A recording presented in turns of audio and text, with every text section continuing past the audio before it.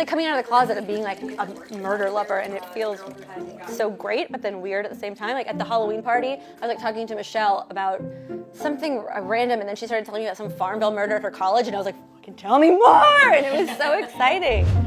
Part 1 of our True Crime and Women series established the fact that women love stories about murder, rape, and serial killers. In Part 2, we find out why. This is psych expert Dr. Daniel Lieberman. When we asked him if he knew why women were so drawn to true crime stories, he brought up the concept of loss aversion.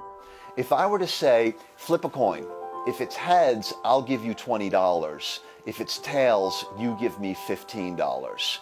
Mathematically, that's a great deal, but most people decline that wager.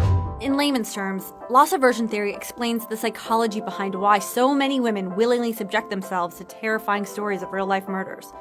Our brains trick us into believing the paranoia and fear of watching these stories is actually worth it because we think we can learn survival skills that can help us avoid ever becoming a victim. So if you were just to get the facts, every year there are X hundred number of people who are killed by murderers, it wouldn't mean very much to you. But when you're pulled into the story, all of a sudden it's very personal, and not only that, it feels very possible. And that's why you say, well, I've got to watch this. This could happen to me, and by seeing what happens, I can learn how to avoid it, even though rationally you know that's probably not true. Whenever I hang out with my girlfriends, the conversation inevitably comes back to true crime.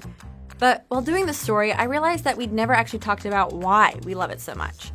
When I asked Michelle, Melanie, and Ashley about it, they all referenced a similar feeling of self-preservation that Dr. Lieberman talked about. I feel like you would know. Like if you No, that's what's scary. Like you keep trying to figure it out. Scott Peterson right now, do you feel like he would be the friend that knew? Or like after she got murdered, we'd be like, we didn't see it coming. It was so crazy. He was so great. See, I feel like you always want to think that, like, yeah, I would know, but then no, I wouldn't know. I would have no idea.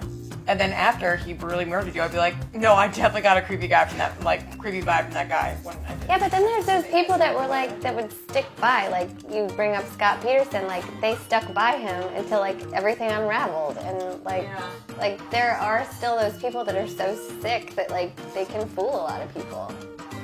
So it happens, you know, like even those of us who are, you know, super fans, and no one is safe.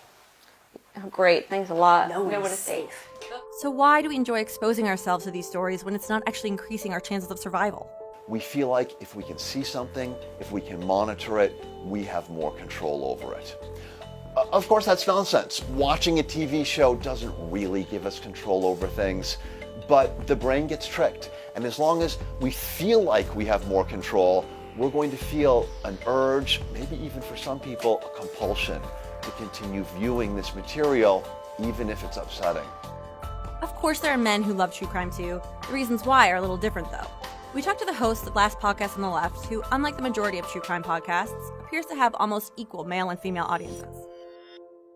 I think one of the things that surprises about the audience is that it's everybody. The true crime has been a thing that people have been interested in forever. It was just like a dirty secret for a while, and now it's kind of out there. It's just showing like, nah, like everybody's into this. Yeah, and it's not like true crime is anything new, or even an interest in crime is anything new. Like, just about 100 years ago, we were still going to public executions, and that was a nice Sunday afternoon.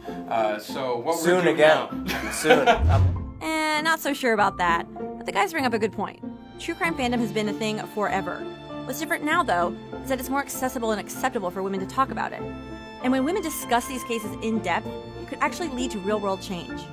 Even though the odds of any one particular woman being murdered by a serial killer is very low, the problem of violence towards women in our society is a real one, and it's an important one.